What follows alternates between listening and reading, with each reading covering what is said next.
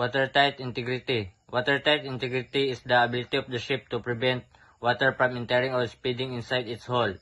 It means all water doors, bulkheads, hatches, valves, and hull opening are properly sealed and can keep compartment dry if the ship is damaged or exposed to flooding.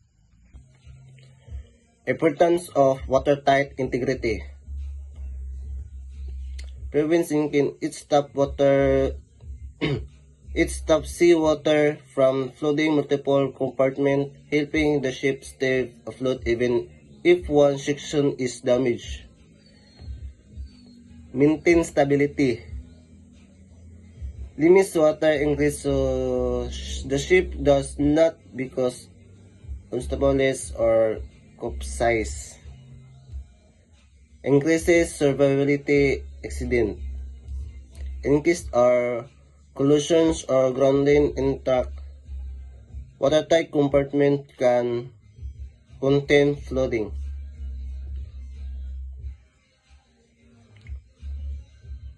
Protect cargo and equipment. Keep cargo to space and machinery dry and operational. Ensure the crew to safety. Reduce the risks of flooding, spending to living and work areas. And thank you.